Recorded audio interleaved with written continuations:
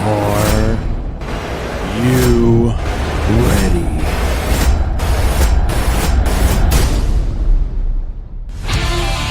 Are you kidding me? That's what? Yeah, every so often it happens that Ryan is right. 100% right. Not even a little bit right. Tucker Pullman, 2 points last game. No kidding. My man! Hey, neither does me running shirtless, but that turned out very well. Welcome to the PP1 podcast. Oh, he's back. He's back. I like the throw blanket there in the background. That's not a throw blanket. That's a blanket. Oh, okay. It's just thrown on the couch. Is there a difference between a blanket and a throw blanket? Yeah, I think it's the weight. Like, can a throw blanket be used as a blanket? You wouldn't throw like a comforter. You would throw like a thin. I think it's weight. Well, I think it's an ounce weight thing. You are the blanket authority. I mean, there happens to be one here. So this is the den blanket. This is what we use for people that sleep in the den on the hide-a-bed. It's too much already. So It's a lot. Welcome to the PP1 podcast. It's a podcast about the Canucks. It's a podcast about the top power play. Yeah, we might even rename it based on how this season's going. We're part of the Hockey Podcast Network, a menagerie, if you will, of hockey podcasts. Okay, Virus Defender. Thanks, appreciate that. Hopefully that doesn't make it into post. Was it like Norton or was it McCaffrey that was like McAfee. like the biggest corrupt McCaffrey, Christian McCaffrey protects McCaffrey or Ms. McAfee? McAfee, Kaspersky, I think is what I'm on right now. That's a different one. And that was like super corrupt and like installed and caused viruses and all that shit. Yeah, you put it in and you're like, oh, LimeWire, I'm protected. No problem. It was good. Norton some ICQ chat. iMesh. Uh-oh. Yeah, this is the PP1 podcast on the Hockey Podcast Network. Also brought to you in part, in concert, some might say, with DraftKings Sportsbook app promo code THPN. We're going to save you some bucks. We're going to help you make some bucks. But we'll get into that a little bit later. I am Ryan, and I am joined by the man who needs no introduction, but I'm going to give him one because he still deserves it. Teddy Wong, the 3. And if you saw a football jersey, he would have that on there because that's what people do. Welcome. It's a thing now. Yeah, I don't like it personally, but because I don't feel that. Well, not everyone is a fan of man buns, but here we are. That's true. I'm wearing a cool batting helmet I got from, and I'm also wearing my EP40 shirt. By the time the show ends, full Olerud.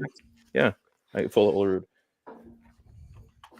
But you asked for the man bun, so I'm going to bring out the man bun. I got my EP40 shirt from Canucks Army back in the day when I was there. I am trying to channel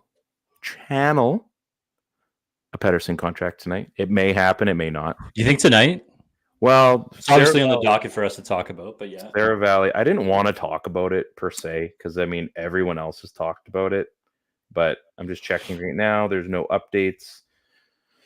But I mean, it's going to happen. Like I said, I even reposted this week. Like, people, he said he didn't want to talk about it. Just leave him alone. He's a big boy. He's one of these guys, like, just take me at my word, and we'll get a deal done when it's time. Just let me play hockey. And last time I checked, he's having a pretty good season. Not a great last couple of weeks, but, you know, we were saying, oh, he's going to win MVP, or he's going to win the Art Ross, he's going to do this. Yeah, he's on pace for a hundo. Yeah, so let's just temper some expectations. Let the man breathe. Let him breathe. You know? Yeah. Give the man some time. It's gonna be fine. Canucks are doing pretty well in life. Let's let the stars shine. Let's let them. I don't have any other words. just let's let them. I don't know where Ryan's going with this. Just crushing it right now. I feel like this is my home. This is my space. Yeah, we're gonna talk about some Canucks stuff. We got a good top 5 today. We might even switch to let Teddy do his top 5. Oh, I don't know. Yours is pretty good. Well, they're both pretty good.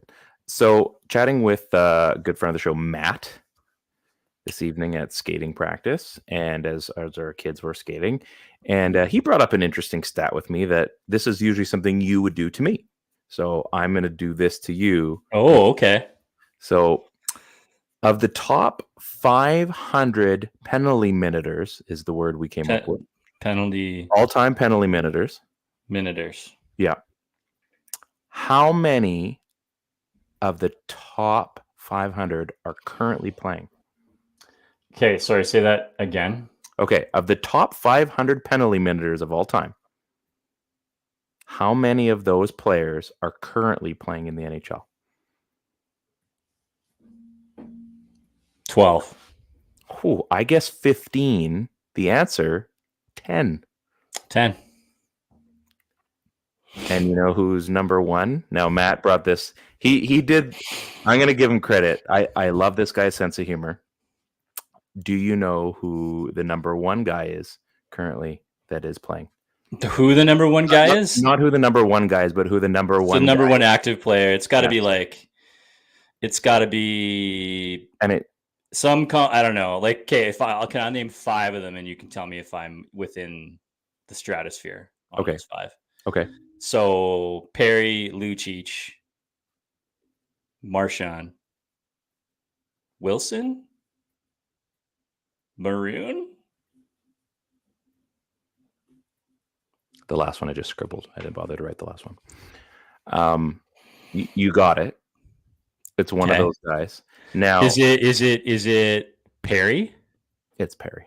Yeah, it's just longevity. So I was trying to guess, and he's like, yeah, he had a suspension this year, but not for something that you'd think. And so we're going back and forth, and I'm guessing, and then so he's going through, and I'm trying to guess, and he's like, slept with Connor Bedard's mom. I'm like, Corey Perry. He's like, yeah, suspension, not for something you'd think.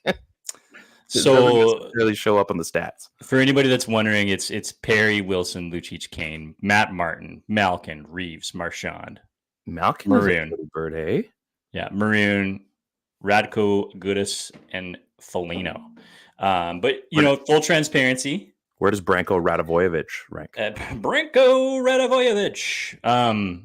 For complete transparency, Matt and I actually had this conversation yesterday, so I was enlightened to the fact that I knew the top 10. Sorry. This is an awkward moment where you're gonna have to make it up somehow.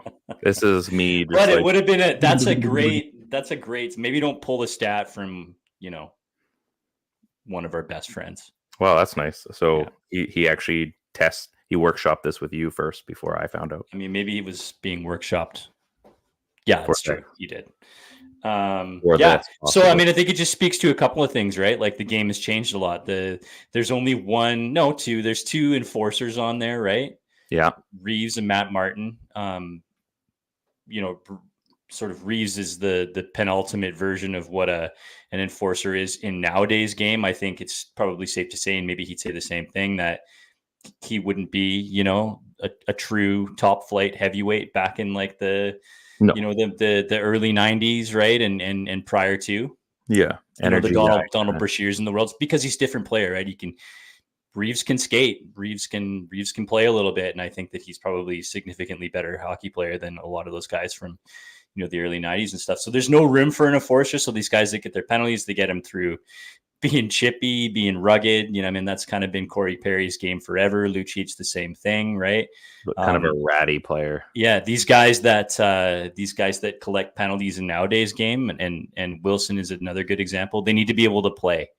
Yeah. So teams that hurt players that hurt their teams with penalties don't get time on the ice because you can't consistently be in the box and collect points and collect wins. So those guys just don't survive. So super, super rare player.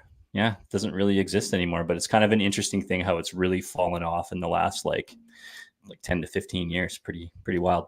What do you think in like the next 10 or 15 years? What do you think penalties are going to be like? Do you think there's going to just be like, is it still going to be a speed game with skill? Like, are you going to see like the guy that gets the most penalties is like, kind of how the Sedins used to be, like hooking penalties? Like, how do you think the league's going to change in that way? I honestly haven't looked at any data on where it's trending, but it seems like there is less and less room for a player of that ilk, right? I mean, Maroon is a bit of an outlier, right? But even Maroon can play. I mean, how many cups has the guy got in the last the last few years, right? So I think that those types of players are going to continue to fall further and further down the list, right? Yeah. Like how much? 10 of them, and they rank where in the top I didn't 100? even look. I just threw it And out. only in the top 500, right? So they're not even like they barely even hold a candle on that list. They're outlier players as it is, right? So Yeah. the game is only going to get faster, as more I feel like as more of the sort of rugged, rough and tumble veterans sort of fall out of the NHL and just retire. More young players are going to start at a younger age, and they're going to be more finesse types, and it's just going to be harder to find those guys, right? I mean, the next sort of wave of those players is probably like the Canucks, right? Would be like a good example of that. Yeah. And they're just sort of few and far between. Like those a ratty players type don't player. exist anymore, right? I mean, look at Dakota Joshua. Yeah, that's Vancouver's version of that. He doesn't take a ton of bad penalties, right? Well, I mean, even going a little further back, right? Remember when Darcy Hordichuk signed with the Canucks? Yes. Do you remember what his big signing impact was on why they made that move through analytics? No. So he had all those fighting majors, right? Could skate a regular-ish shift on the fourth line, but he took almost no minor penalties. So he wasn't taking bad calls. He was there to He's be an a team analytical enforcer. Yeah, and those guys just don't exist anymore. And I think as more and more young players start to force their way into the league at an earlier age, and speed and skill and all that stuff. Yeah. I mean, imagine a league full of, these young players with the lacrosse moves and the ridiculous hands and the huge amounts of creativity. It's just going to go that way naturally if the league continues to allow it to, which is great. It's good for the game. We don't need that other stuff, right? I understand it's part of the game. I'm not saying take it out, but it's just naturally going to sort itself out of the game because speed and skill is prominent, right? Speaking of lacrosse, so at the rink tonight, and there was a lacrosse practice or something, and obviously lacrosse goalie sticks are like amazingly wacky huge, right? Mm-hmm. Like you got like a full umbrella at the bottom, basically. I always like lacrosse goalies always remind me of like, no, hey, their job is ridiculously hard, but they always remind me of like upside down triangles. Yes. So anybody that has seen a lacrosse game of any kind, goaltenders have about as much padding as the Michelin Man. Like they are just like you said, top heavy. There is not a square inch of the back of the rink that they could not cover. They look imposing, yeah. And this huge like trapper type goal stick, and yet the final scores in most lacrosse games are like 15-10. Like it's pretty rare where you're going to see games that are like under 10 on both sides, and it just makes you think like, how is that possible? They have all that. They only have to move. Like how big is a lacrosse net? Not that big. It's like I believe it's thinner than a goalie net, but like slightly taller. Is that right? I don't know. Like, it's at I'm not an authority, that's for sure. Or not a point. It's a point to the back. I apologize. But I mean, that's wild that you would think that they have all that, and yet the scores are still absolutely bonkers high. Whereas you look at an NHL net and an NHL goaltender, and you see a game that has 5 goals, and that's something. Yeah, it's interesting. Like, and I know one's played on skates and one is on. Unless it's a game versus like Minnesota or something. Yeah, we said we weren't going to go there. No. We said we weren't going to mention Messier's name anymore, but you did that the other day. Okay, so I hadn't seen the clip until I was doing editing the other day, and I totally forgot. I also started editing the show from 2 weeks ago, which was interesting. So I'm going through, and I totally forgot that moment. And I was laughing so hard again because I got to see it from what you saw. Because for me, on my end, everything's just crapping out, right? And I'm freaking out and I'm laughing uncontrollably because what a moment. Like it was so fitting. But then I saw what you saw and it was just as funny because you're just like, so did he say like Voldemort or the name that now should not be? I'm just like laughing like, this is great. This is what they call content. So. It was good. So thank you for that. Thank you for being part of a hilarious moment. I should also point out, people, you can comment along on Facebook and YouTube. Comment your comments in the comments below. And Twitter. So feel free to do that. Yeah. So, yeah, interesting lacrosse thing. I do remember this, and you didn't have to remind me. I just remember this. That was me hitting the microphone. So my road story for the day. Right. I just on my way to the rink after work, and I needed some gas. Common problem that all of us have. So pull into the Petro right by the mall there, and every car has a different side of the gas tank, different side of your car, to each their own. And so I pull in, unlatch my thing. I see this lady going around in her Mercedes SUV, like trying to figure, like it was getting weird. Like she just kind of circled around my vehicle to like the left. She was behind me and went around, and I'm watching. There's a truck on the other side of the Meridian. He's already filling up. I'm like, what is going on?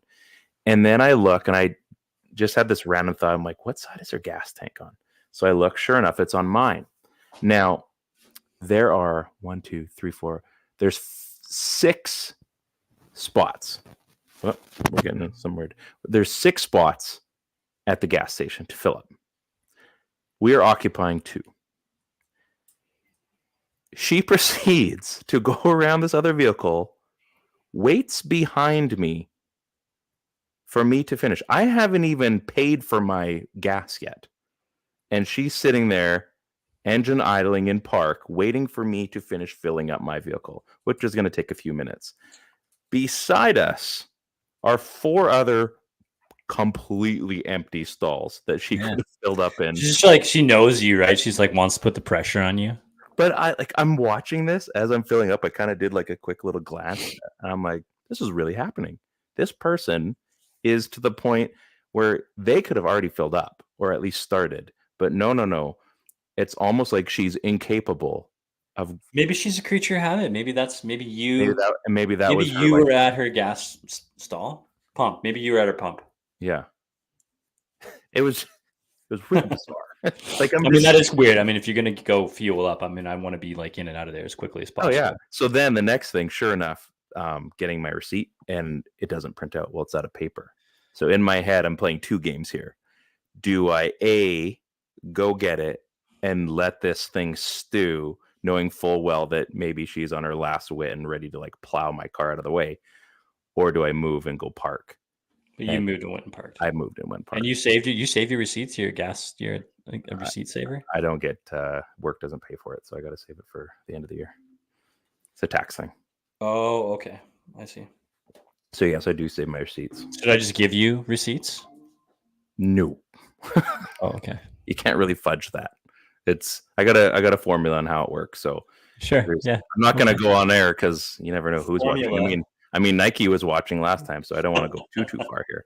So anyway, kind of an interesting scenario. There were plenty of other places to fill up your gas tank, but she chose to patiently wait. I mean, and it's the one by the mall. There's lots of space to drive around in this parking lot. It's not like this tight little gas station where there's no room to move. It's just interesting. I don't know. Just one of those things. You know what I mean? People be people in. People be people in. One more thing. You brought this up to me, so I'm going to celebrate this. Actually, you tell it. You told me before. Oh. Got some big news? Yeah. We could probably get Canucks Twitter behind this. Mm-hmm. And I think we should. So cousin Matthew Wong is going to be on this season of Big Brother 12, Big Brother Canada. So. Now, this isn't like cousin Puka from the NFL where you just call him. No, this is like an actual cousin. This is actual family, actual blood. So he's going to bring it. He's going to rep for the Wong family. I have no doubts that he's going to be like this ridiculously competitively guy, like fiery competitive guy. I mean, he's going to be fiery and competitive. I mean, probably to his detriment. Who knows? But I think it's going to be great. I can't wait to see him. It's going to be an awesome thing. I just know like families all going to band together on this one, and it's going to be some big watch parties and things like that. When does the show start? I actually don't know. I don't have a date yet, but I just saw that he was posted, and he'll be joining the show this year. So super stoked. It's going to be a good one. That's rad. I mean, You showed me the promo video that he had, and yeah, that's good. Hey, so if you wanna watch Big Brother this year, cheer for a good Fijian Polynesian boy, then make sure you gotta ride Wong, right? It's gonna be awesome. Yeah, I mean, if you don't vote for vote for Wong, you ain't right. Out of my eyes. Speaking of penalties, we're gonna get back to the penalties for a second. He's gonna Wong a lot of competitors. He is. Did you know? See how it went like super serious all of a sudden? Did you know that? Did you know that cows are animals? Now you know. The Canucks, since the All-Star break, have taken the most minor penalties. I believe the number was 51 since the All-Star break. And Calgary, who's second? with Calgary with like 44. Okay. Well, how many minor penalties in that Minnesota game? A lot, like probably the 50. So, I mean, I guess the point I'm trying to get at is, yeah, you're right. They're up there. But where are we if we just put regular penalty minutes throughout the course of the season? There we go. Jeff Patterson. Here we go. Penalty update since All-Star break. Canucks lead NHL in minors, taken 51. Calgary next at 43. And time shorthanded, 45. Tampa Bay Lightning next at 39. This is on them, not on the officials. Interesting. Well, one game is on the officials. Yeah. But that being said, J-Pat's right for a bunch of the other ones, right? I mean, Talkit was out there talking about stick infractions already. And if it continues, then guys are going to sit. He's going to have to start managing ice time, all that stuff. Like, it's been pretty bad, right? Like I don't know. Is it lazy stuff when it's stick infractions? Like there shouldn't be any of that shit, right? But we just talked about how it's so disciplined throughout the course of the year too. It's a speed league, right? And I think they've talked about how they're basically playing playoff hockey now at this point. And that ticky-tack stuff, like if you're going to be taking all these random little penalties, and a lot of it looks like it's just so, like it's not undisciplined in the way where it just seems like, I can't believe that guy did this. Like just where they didn't take that extra like half second to think and then they made the move, like just that extra hook, or they get it. Like there was a hooking penalty last night. I can't remember who got it. Was it Besser or who was it now? And or Lindholm or something, like I can't remember. Right across the ribs. And I want to say it was a Besser penalty. I think it was Besser. And it was just so it didn't need to happen. Like why? And especially at that point in the game too. Exactly. So they're taking these penalties, and their penalty kill thankfully has been pretty good. But if this was the actual playoffs, these are the kind of things where you can be down a game by one stupid move. And it's going to be amplified, especially in the Canucks market. Every single penalty, they could win 4-3, and you're going to hear, post-game radio, and everybody's going to just be blasting them for the stupid penalties they took, because that's how this fan base is. They're so critical of everything. So, I joked a long time ago, the Canucks could win the Stanley Cup however, and people would complain that they didn't win it in 4 games. That's how this market is. Yeah, it was like the Luongo thing in the Olympics, right? Yeah, exactly. He won a gold medal. Yeah, in overtime. Yeah, I mean, the team won the gold medal in spite of him. Like that shit. Yeah, sure. No problem. Fuck off. Still worked out pretty well. This is the kind of team that team like that. Hashtag team like that. This is a pretty good Canucks team. And it's now a real good Canucks team. This isn't when is the shoe going to drop. There's a good chance this team could do some damage, but they're also doing damage to themselves by taking these penalties. And they shouldn't be the reason that they're losing. It should be, you know what I mean? It should be goals that they lost the game. They shouldn't be beating themselves in these games, because that Pittsburgh game and the Boston game, I guess, could have gone both ways realistically. Well, there's been their last umpteen games since the All-Star Winnipeg game, or Winnipeg should have went differently. There's been a bunch of blown leads in the third period that didn't happen all season. When you're leading in the third, should be an automatic win. Yeah, Winnipeg. But you should have beat Pittsburgh, right? You just talked about the fact that it's a speed league. That is not a speedy team. No. It's a team that's trying to get into the playoffs still, and I get that they're desperate and all that stuff too, and you got to show up for stuff like that, and they were good against Boston. Yeah. They just got back from a long road trip. Boston's in the middle of the long road trip. Both teams are really fatigued, trying to play pretty disciplined hockey. They get out of that one, and they're fine. They get the win. But, yeah, man. Yeah, so check this out. I agree. You're right. So check this out. So a lot of our shows going forward are going to be kind of playoff themed. So today, check the OR. You like it so far? Today, I guess based on win percentage, but if the playoffs start today, it'd be Vancouver, Nashville. Depending on win percentage, it'd be Vancouver, LA. Do you think in a 7-game series, the way they're playing right now anyway, the last week and a bit, sure, they can win games. Do you think they're disciplined enough that they can play those two teams? I mean, they haven't played LA yet, but you're going to play those kind of teams and assume that you're just going to win around? Those are teams that can bury you because they know what your weakness is and they know how to exploit it. Like Nashville, especially, that'd be a brutal series to watch. This isn't Nashville from 2011 where you just had to beat the goaltender and that was it. You knew you had enough going for the rest of the team. Yeah, I mean, what are we? We're playing 500 hockey the last week or so. Team looks better. You're getting better efforts, at least 5-on-5 for the most part. Falling apart a little bit down the stretch, but that's the thing. I think you're right. Like any team in the league, especially at this point, that's on the bubble of making the playoffs or in the playoffs, is going to make you pay for stupid shit. And there's been a lot of stupid shit lately, right? So no, I don't think that they're going to walk out of a round with ease. But if they were going into the playoffs, at least what they're doing right now, I like it better than where they were during that 4-game losing streak. Sure. So I'm okay on that sense of it. The tactical stuff is working. You don't leave yourself a lot of time in 7 games to figure your shit out to move on to the next round. That's our boy Grant. How you doing, buddy? Just got here. Hope the show has been good so far. I think it has been good. I mean, I'm a little biased. But that's okay. Yeah, I've been thinking about these things because everybody's been talking about Pettersson and his contract, and we'll get into JT Miller and how freaking amazing he's been lately. And you don't want to talk Pettersson contract, eh? I don't want to because I feel like but we're gonna, because that's what we do. But again, you look at this playoff, this specific year, it's a one-off year, I think, so far anyway. And I think there's a lot of opportunity for some teams that don't normally do damage to do some damage. And I mean, the Canucks are the cream of the crop on that. So, I think the little things, Louis, I think the little things are going to matter right now. And they're not all going to get solved right away. And sure, we're missing a guy like Carson Soucy, who I think they said saw the doctor today. Joshua sees one by Friday. So this team could be seeing some healthy bodies come back.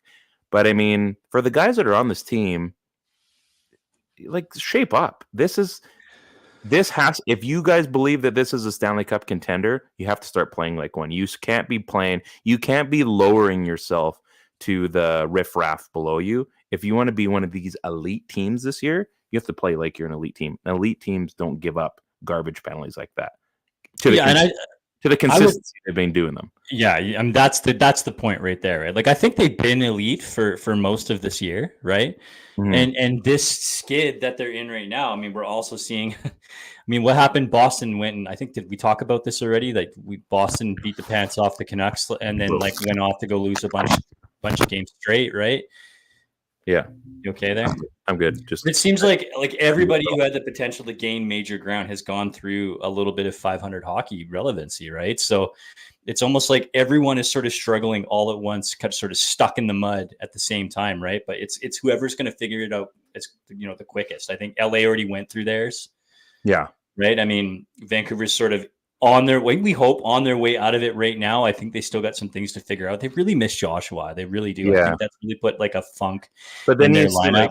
I saw like Myers and Zadorov in the box last night. I'm like, well, we need at least one of those guys on the extra penalty. There's 14 feet of hockey player. And then Soucy's gone. So you're like, oh. Yeah, I mean, that's another thing, right? I mean, this team misses that stabilizing presence of Soucy. They miss that size on the forecheck from Dakota Joshua.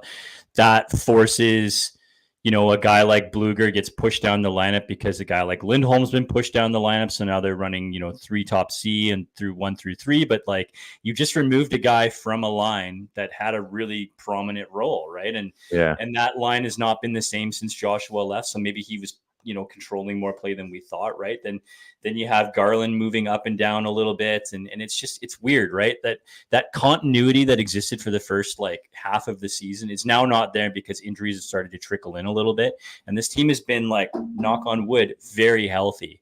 Mm-hmm. And this is just part of it, right? Whether it's huge injuries or small injuries. Like it's been injuries to guys that play important roles on established positions and established lines on this team, right? And that's plays a factor when you add in the fact that you take out a couple of guys through injury, one on defense, one on forward, and then you insert a player who's not been part of this roster all year. I mean, that's a lot of waves that you got to sort of settle down, right? And it's going to take some time, right? I don't think Lindholm knows his true role yet, and that's got to get sorted out. I still would like to see Joshua playing on a line with Pettersson and just to see what happens there.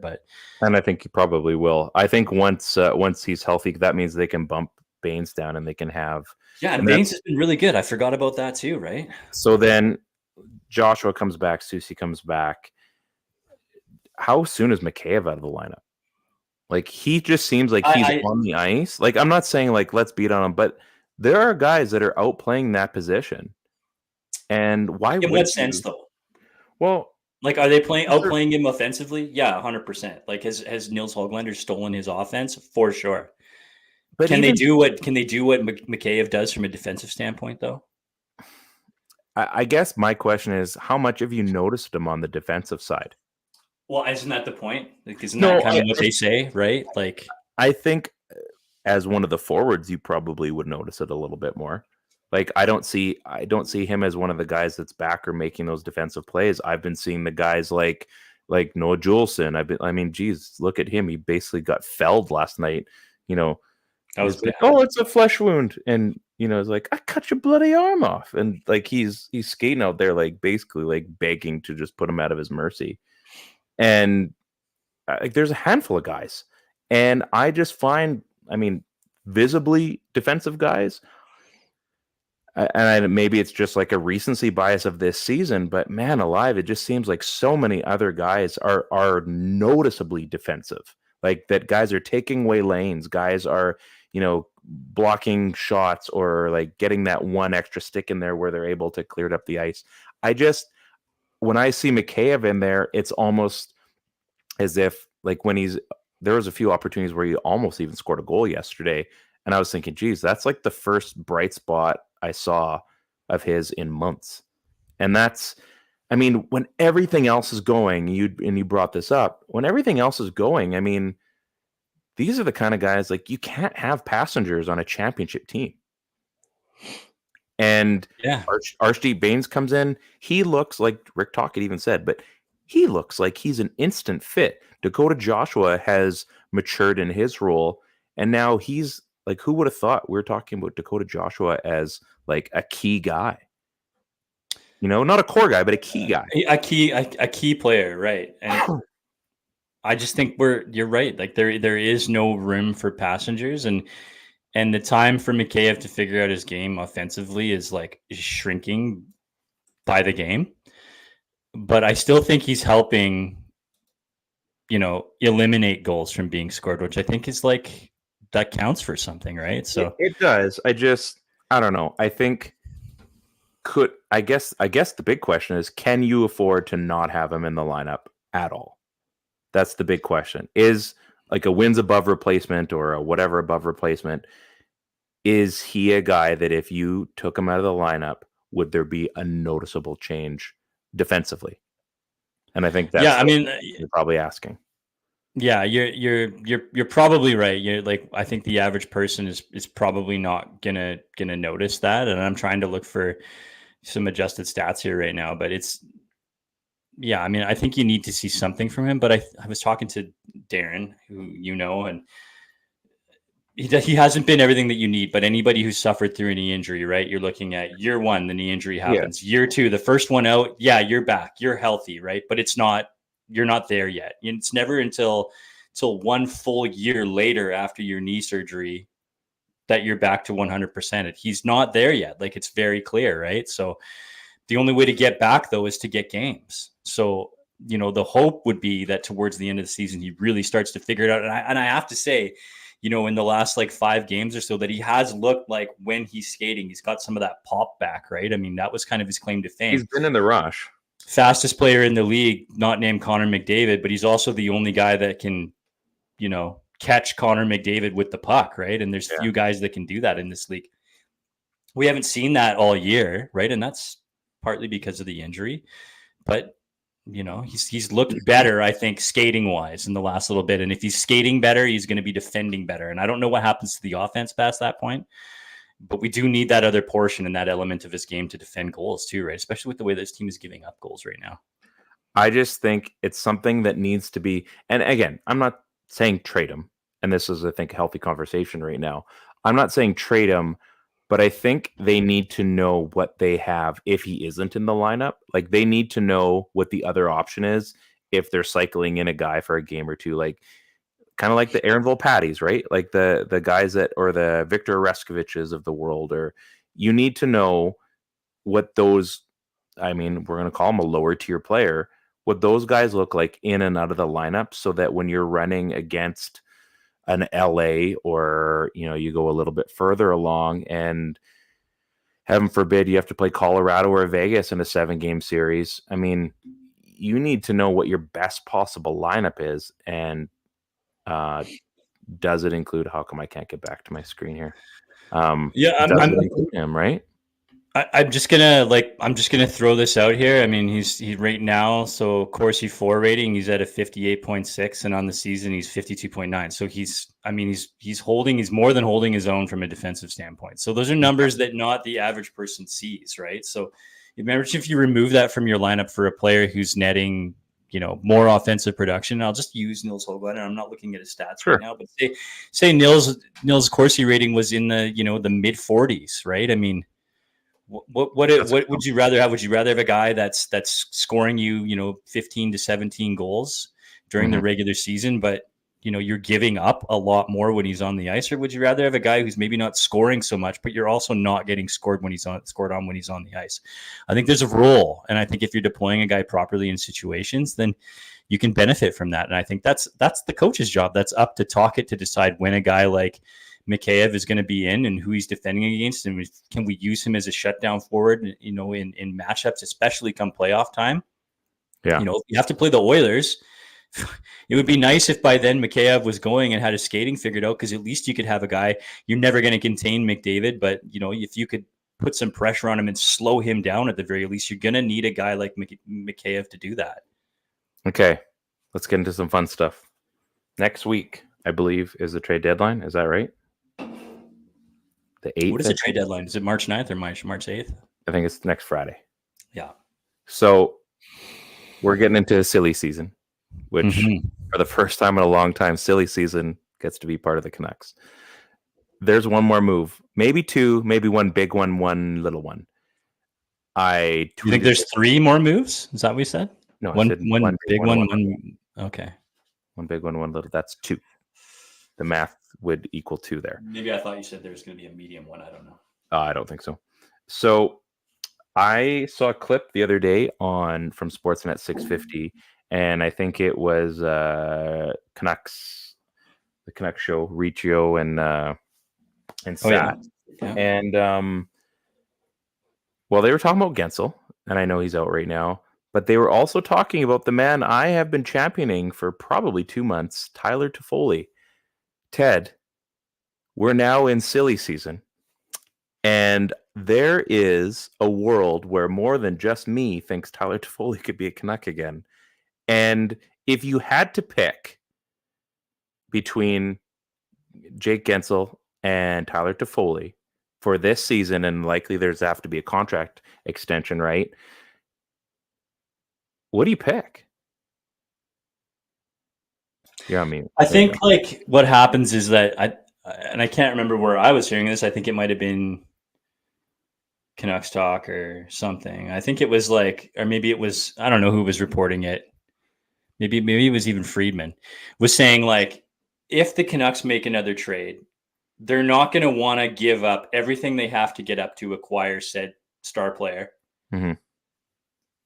Without the ability to want to re-sign a guy like that, or at least have the conversation to be able to re-sign a guy like that. You want to be exactly. You want to. So I think that automatically cancels out Toffoli. You think so? I think so. If that's the MO, do you feel like the Canucks are going to want to sign Tyler Toffoli to a longer extended deal? How old is he now? I think is he 30? I mean, I feel like he's 30. I mean, they just went through this with Tanner Pearson, let's add. So Yeah. yeah, I think if they're gonna try to go out and get a player they want, 31. and I think what's Gensel, 29? Like He'll be 32 in April. Tyler Toffoli. Yeah. There you go. So he's Gensel- not on the Gensel's long resign thing, right? What's Gensel? Gensel's 29. Like I think you could look at another contract for him, but even that's sketchy, man. That's Like big money. That's big money for an aging player, and we're already JT Miller money right now. like, can you have more than one guy like that who's going to be climbing on into their mid to late 30s? It gets pretty dicey past that point, right? And I know this is Gensel. He's going to want one more big contract. He's probably going to go to whoever's going to give it to him. So I don't know. I think if that's the Canucks MO, it's going to be Gensel. If I had my choice, I would trade for Toffoli if that's what you're asking, because I think you give up less to get a Toffoli on your squad. And I think that, and I also don't think that you have to re-sign Tyler Toffoli. I think you have to sign Jake Gensel. But I also don't think, I think Toffoli can be a hired gun for one season and they get one last hurrah, one last summer of fun. And I think you can go in knowing Not like, enough hey, time. You don't think so? There's not enough time, did you say? Not enough time to re-sign Toffoli. No. Exactly. Yeah. They might run out of time twice. There's got to be a record for that. I think you could go in and you could get it to Toffoli and not have to re-sign him. Maybe there's talk of a lesser contract, but he's not going to sign a lesser contract. I think he goes in knowing like, hey, I can win a Stanley Cup here and maybe I can make it right. That's what I think. And I think on the opposite side, yeah, I think you're right, is that if it's Jake Gensel coming, then yeah, they're going to have to sign him. I think those are two different schools of thought. One player definitely has that whole scenario going, and I also think on the Toffoli side that you can give up you're right, give up a little less, and you don't have to commit as much. And I think that's okay. That would be a player that I think, like I said, I honestly believe this, Ted, that he is a perfect fit for this exact team. There is a history there, and I think it's water under the bridge for the bad part of the history. I think everybody would agree that. And it's different. It's a different group, but you can't. Not 100% though. I mean, there's still enough pieces that are still there. No, I meant like it's a different ownership group. Oh, right? yeah, Like, yeah. different, not ownership, different management group, right? Like all of that shit, like that has nothing to do with what happened last time. Like, yeah, I know. But you look at both sides, and I brought this up weeks ago. But again, you have a guy that has a history here, and he gets to have a real playoff run, not a bubble run, right? He gets a real playoff run in Vancouver with a team that is way better than that first version was, and definitely less drama. I know you're super hot for Tyler Toffoli. Like I know you're super hot for him. I mean, hey man, and I would be fine with that. But what's the price? I don't know. I mean, what costs more, a defenseman or a winger? Chris Tanev got traded today for a second, a prospect, and something. And then they give a pick back. Like that's annoying to me, right? I feel like that's what Vancouver was trying to offer Calgary, and they're like, nah, we need it first, and then they trade him for less than that. Because they're probably I guess. Because that just means that they just didn't want us to get him. Maybe that's it. I mean, hey man, spite's something. They made one trade. They probably just didn't want to feel like they gave it all up to Vancouver. Mm-hmm. Something to probably be said for that too. Maybe. I mean, I don't want to trade you all my fantasy football players if I don't have to. Like, it might make sense to do it, but I don't. You know what I mean? Like, I don't know what you mean. I hate this conversation. You do. You do this to me every year. Yeah, I know. That's the best part. So it's an interesting conversation. I think we're getting to a point where, like I said, you guys, I swear, if this is one of those things that does happen, you won't hear the end of it. I already told my work and my wife. I said, if the Canucks have a run this year, I will be insufferable for the next 2.5 months. So that puts us right into the end of June, folks. Like, the second round doesn't even start till May.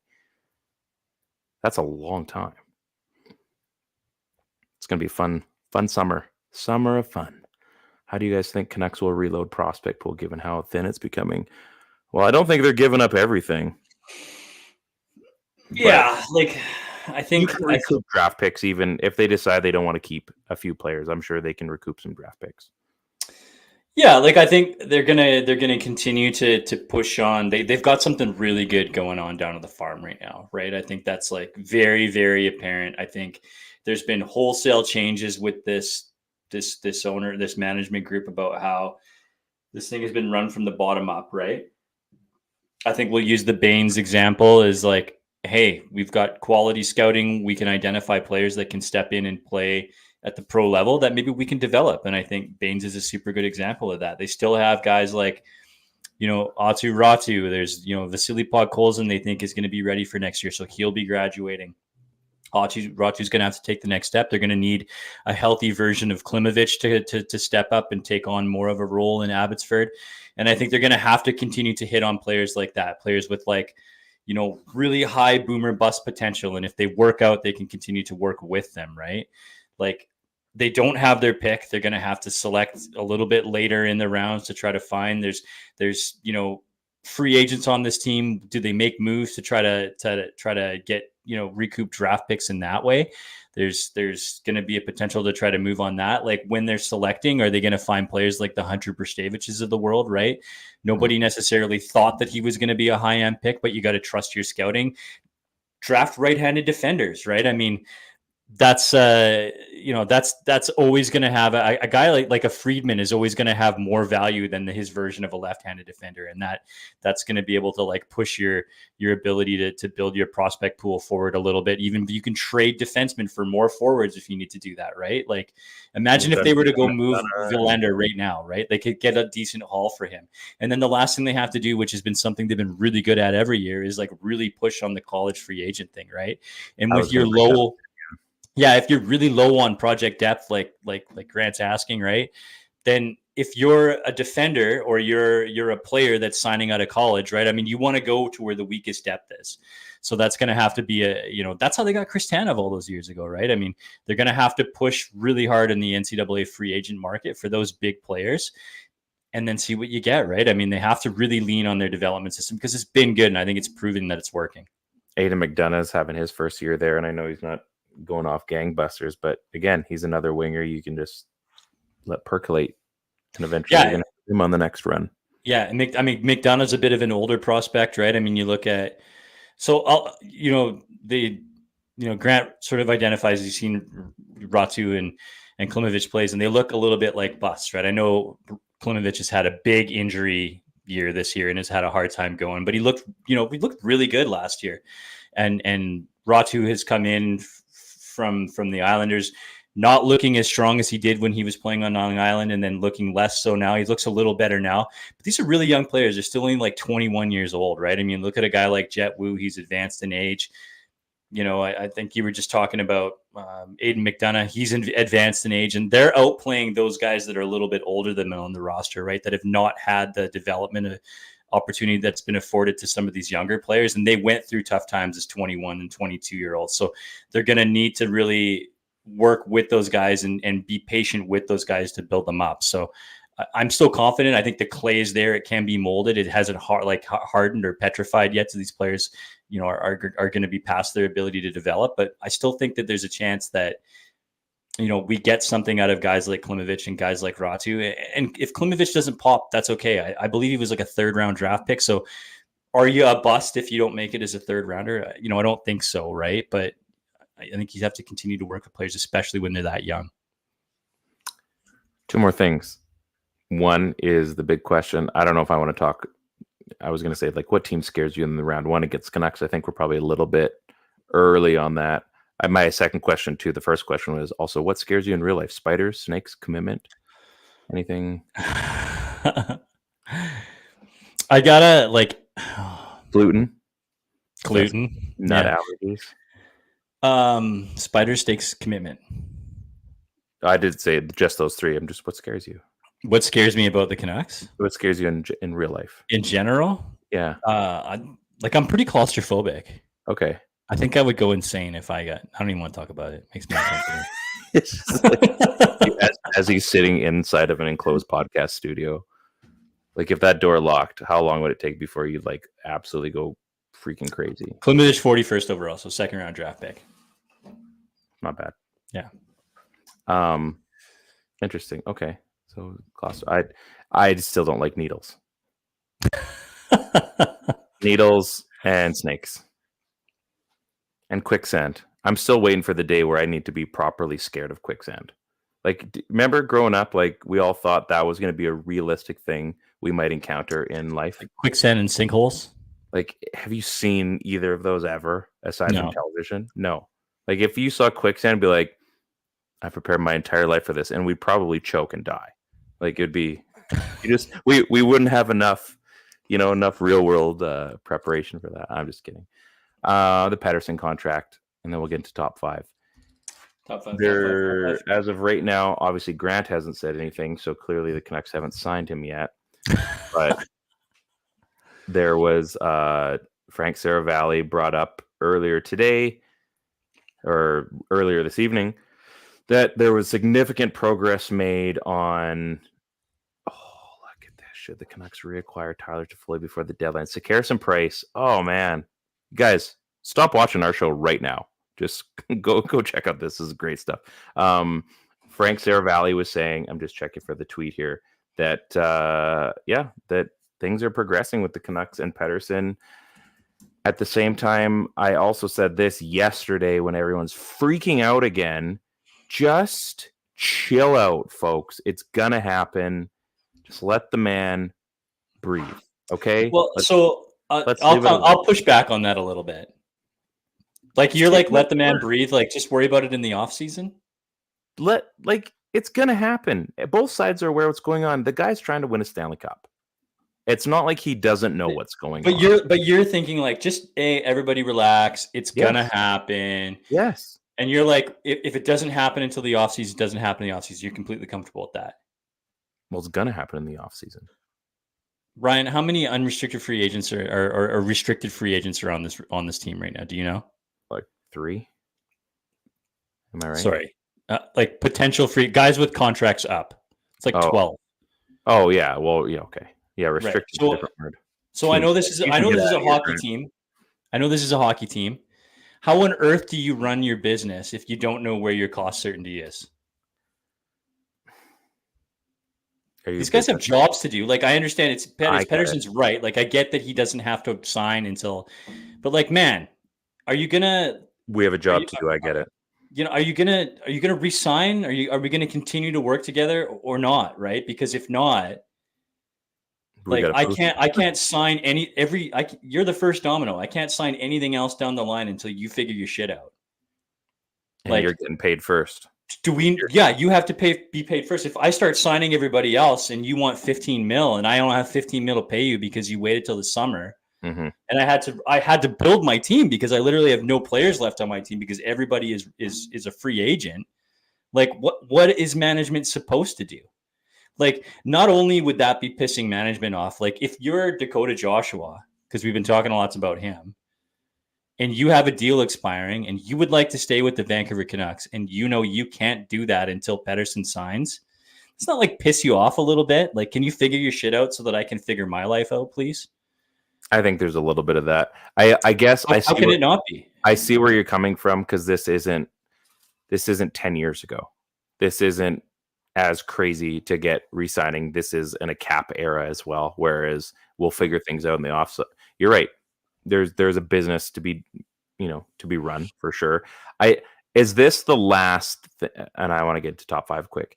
Is this like the last piece that's left of the Benning kerfuffle, like the goofs? The last, the fuck you from the grave thing? Yeah. Yeah, because when they could have signed those twin deals. I mean, no, in the sense that they're still going to be paying for OEL. No. But the last you can forget about it. I mean, do you remember when Pettersson signed his deal? Yeah. Like his $7 whatever $million deal? And we were yelling because I was fucking beside myself because how do you not lock this guy up long term? Because the old regime was ridiculously stupid. Like, That's why on earth are you looking at signing him to a bridge contract? How well did that work for Montreal? Well, it hasn't worked out well for the Canucks because we're in this position. Exactly. But we've also had this conversation that part we of it said that we would be fine if this was the problem that they were in. We knew it was going to be bad, but we did up until the point where he's like, I'm going to wait until the offseason to figure my shit out. Yeah. We're going with your top 5, by the way. And that's part of it. Oh, mine? Okay. Yeah, because I can't, I don't think we can fit mine in an appropriate amount of time. So here it comes, top 5. Top 5, top 5, top 5. Yeah, like all right. This Top week's 5, top 5, top 5. Why do we do it twice? It's great. Yeah, whatever. Okay, this week's top 5. Top 5 movie or television vehicles. That's great. I want to say cars, but there's more than cars. Vehicles. Oh yeah, because there's movie vehicles. So are we allowed to pick the same ones, or it's like we're taking off the board? I mean, yeah. How do you want to do it? You want to do who goes draft first? I guess. I mean, I think you let me go first with Leonidas, so you go first. I won the Grand War. Yeah. I won the Infinity War, so yeah, you can have a vehicle. Yeah, well, you want a Lamborghini? Have a Lamborghini. I mean, whatever iteration you want of this, but the Batmobile. I don't even care which version. You can have the cartoon version. You can have the Batman Begins one. You can have whichever one you like. Whatever your version is of the Batmobile, I'm cool with. I like it. Because it's the Batmobile, man. It's got everything. Yeah. I like it. I like it a lot. That's that was probably in my. That's a top 3. Yeah. That's a really good one. I like that one. What the heck is with this stupid cord? Here we go. Okay. Fire away. Okay. I'm really glad this didn't get taken. I'm gonna go Back to the Future again after selecting Marty McFly. I'm gonna take the DeLorean. Yeah. I mean, that's okay. Are you kidding me? It's a freaking time machine. That's all it does, though. It just travels time. It doesn't have any other cool features. And you need lightning. It's powered by bananas and garbage. You can't just do it. You need the lightning strike. No, you don't. You don't need that. It's powered by. It's got a Mr. Whatever in it. It's powered by bananas and garbage. Flux capacitor. Flux capacitor. Okay, that's fair. That's fair. I'll give it to you. I still don't think it's not the Batmobile. It really isn't. Okay. Mr. Guy, go ahead. We're gonna go. This is a tough one because there's a few. I could make a really stupid one, but I'll save it for honorable mention. I'm gonna go with the Turtle Van. Okay. The Ninja Turtle van. Yeah, pretty tough to argue with that. I mean, it's got a little swing out door where they got a shooting gun. It's pretty sick. Can I pick eagles from Lord of the Rings? It's just what? He says, can I pick the eagles from the Lord of the Rings? Shows up to take care of the terrible situations at the perfect time. Probably doesn't count. I mean, it's a vehicle if you think about it in a technical term. But I mean, yeah, it's like Falcor. I want a Trailer and Falcor. I want the combo. Yeah. Probably it's not a great vehicle. It's just a big freaking dog. Yeah. Okay. So I'm gonna see your Ninja Turtle van, and I'm gonna raise you an A-Team van. Ooh, that's a pretty good one. Now, I'm trying to remember because I didn't see a lot of A-Team. You're a couple years older than me. For the A-Team van, did it have stuff, or was it just the cool van? Yeah, I think it was the same ideas. They probably just the Ninja Turtle van probably came from that. It could have. That's probably fair. Okay. Except it didn't carry Ninja Turtles, but yeah, and that alone is probably the coolest thing. Man, this is a little bit tougher than I thought. From movies, let's do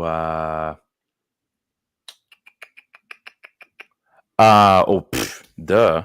Inspector Gadget's car. Okay. Like, check it out, man. Like, that thing changed up. It was like Saturday morning cartoons Batmobile. Like, it's just like, Yeah. I do all those things too, but you're gonna believe this a little bit more. I mean, Dr. Claw's car was pretty rad too, but I want the rock and roll vehicle from Mad Max. Yeah, okay, so we haven't got into Mad Max, and Ted's basically got easy pickings if he'd like to get into that one.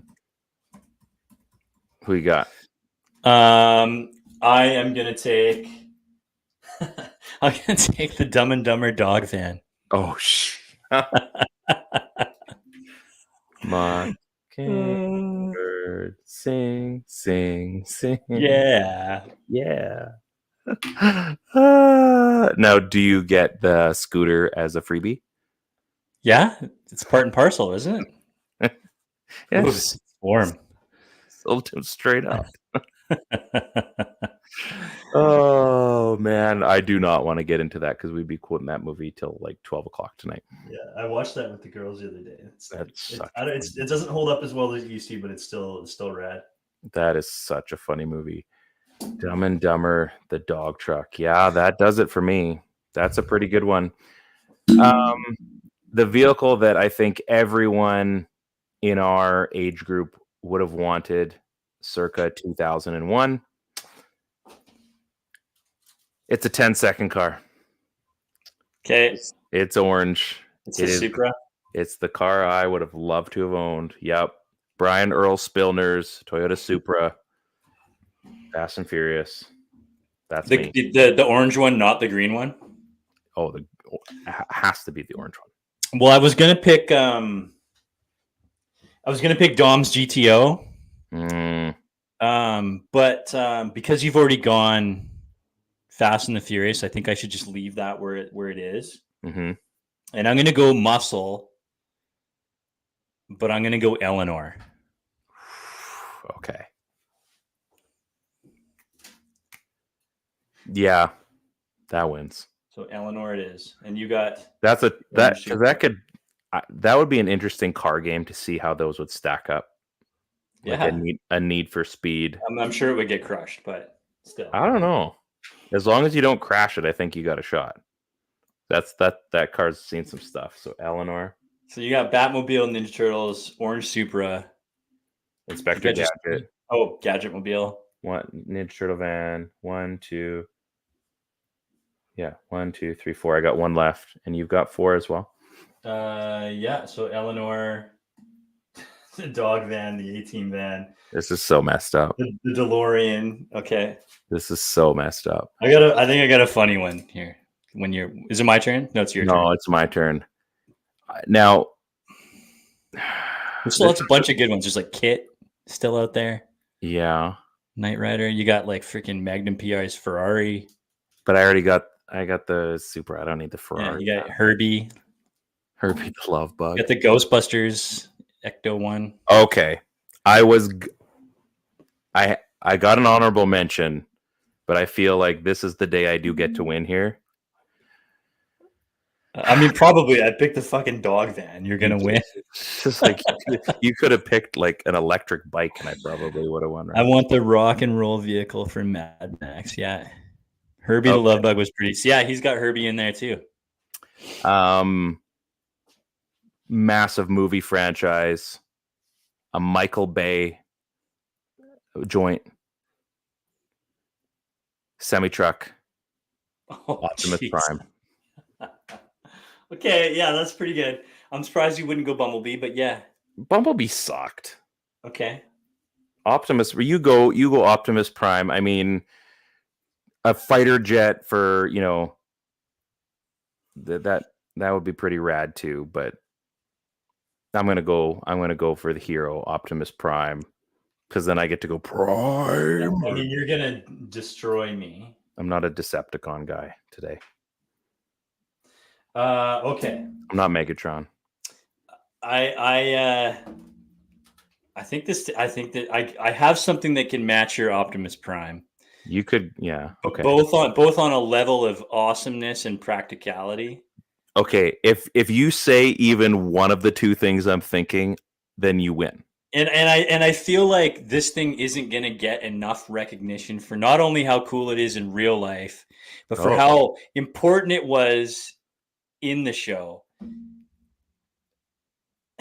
I think I'm wrong now. I don't think I know what it is. I'm gonna go with Breaking Bad's Pontiac Aztec.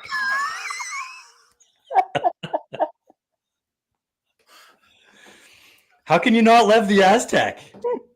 That thing went through hell and back. Because if you've ever been in one, they're awful. Yeah, I don't know. It turns into a tent, Ryan. My friend Jeremy had one. Pontiac Aztec. It sucked so bad. It's a tent on wheels. It's so practical. What are you, Richard Hatch from Survivor? Yeah, way to go. A naked dude had that first one. Yeah. No, I don't think you. Are you sure that's what you want?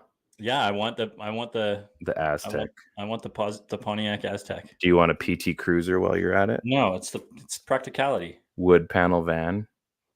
You should have picked the RV at least from. No, the RV was only around for like what, one season? 2. Yeah, Walter's Aztec.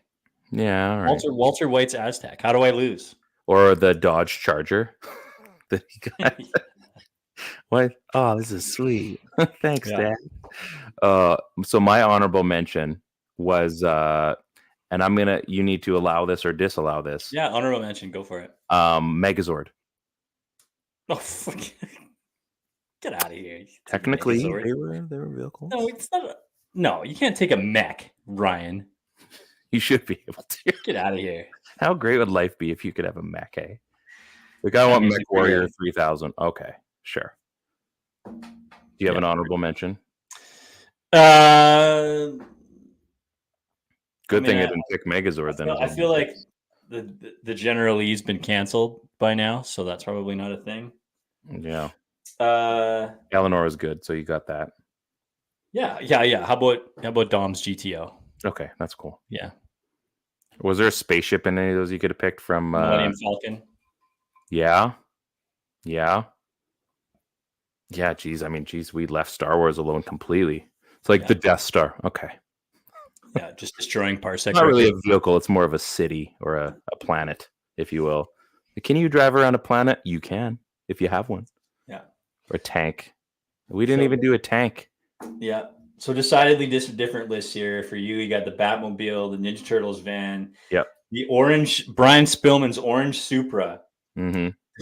The Gadget Mobile. Mm-hmm. And Optimus Prime in his truck form. Yes. Yes. I should know it. It has to stay as a truck. Well, that's no fun. For me, we got the DeLorean, the A-Team van. Mm-hmm. We have the Dumb Eleanor, which is like really only the really nice vehicle out of the whole thing. Yeah. Then we're going the Dumb and Dumber dog van. It's the Shaggin' Wagon. Yeah, the Shaggin' Wagon. And and then Walter White's Pontiac Aztec. Okay. That's a good list. I like that. This was a fun one. That was good. We needed a little bit of humor to end the show. Thanks a lot for Grant coming by. Appreciate it. Yeah. By this time next week, I don't know what day we're going to record, but actually, it might have to be a Wednesday because I got a busy Thursday, Friday coming up. We're going to be talking about the Canucks and signing Phil Kessel and trading for Tyler Toffoli. That's all going to happen by next week. It's going to be great. And then the Canucks are going to be in the playoffs in like a month from now.